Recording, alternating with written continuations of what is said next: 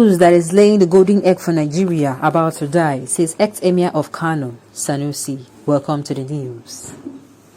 Former emir of Kano, Mohammed Sanusi too, has predicted that Nigeria's economy is about to collapse. This was even as he warned that the oil which he called the goose laying the golden egg for Nigeria is about to die. He made this assertion while speaking at the Day 2 of the Kaduna Investment Summit on Friday.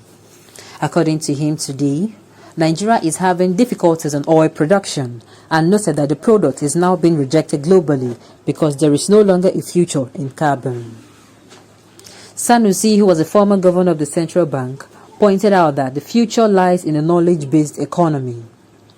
However, lamented that Nigeria is far behind many African countries in the Innovation Index and ranking 114th globally. According to him, while Ghana with a smaller economy invests more into education, Nigeria spends 7% of its budget in that direction, saying that only 8 of every 100 Nigerians who start primary school will complete university.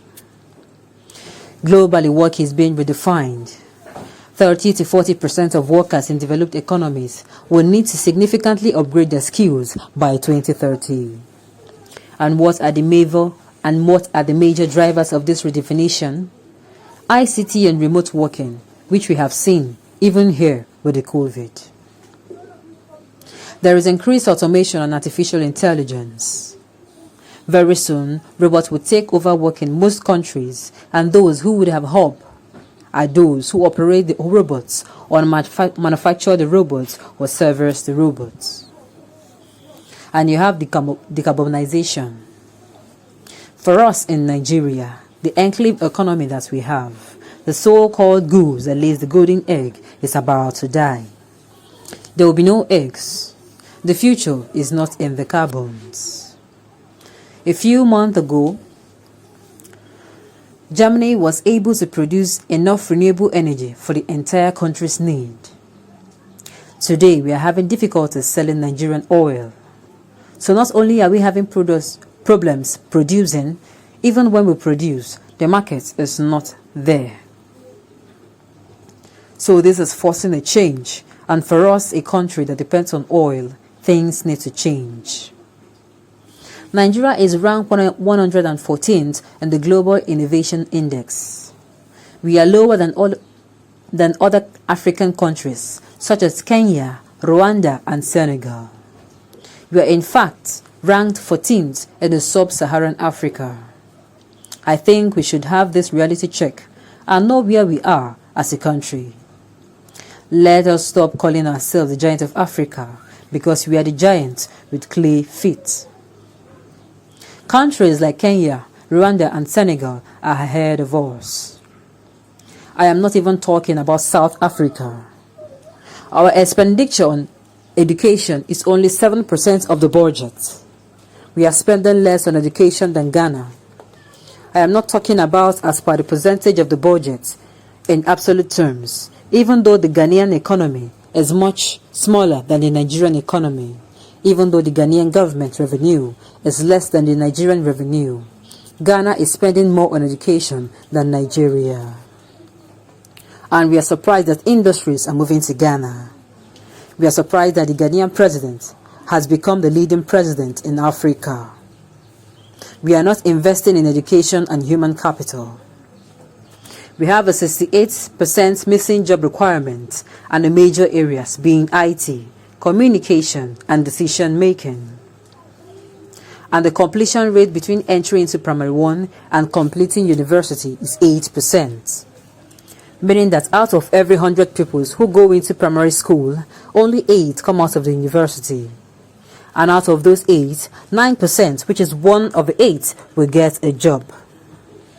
So this is the reality in addition to what it is happening globally. Now digitization to level the playing field is required. If you are deliberate and we shift from consumption to value creation. But part of our problem is that even when we have the solution at our feet, we do not take it, he said. Sanusi also noted that there is a need for skill creation for the young people, which will create an enabling environment for economic growth and development. He asserted that the data is one of the most crucial supports that can be given to entrepreneurs for innovation. If somebody wants to innovate in the health sector, it is to have data of the people who use medical service. The location of the hospital creates an innovative solution that will provide easy access to health care, delivery, and education. He also stressed that there is a need to give data access to the private sector, adding that data support is very important and market access.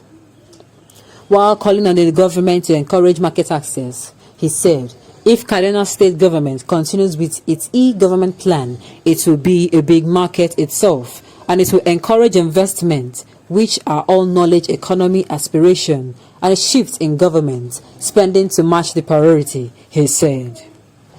According to him, that job creation in a knowledge economy is not about creating jobs in Kaduna, but equipping citizens with skills to participate in the global economy.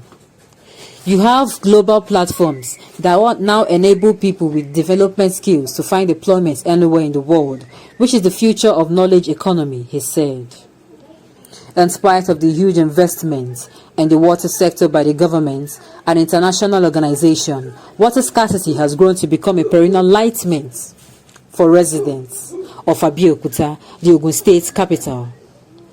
This report x-rays the lives and experiences of residents in getting clean, portable, and affordable water amidst the surge of COVID-19 cases in the state.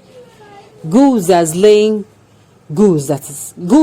laying the golden eggs is almost dying.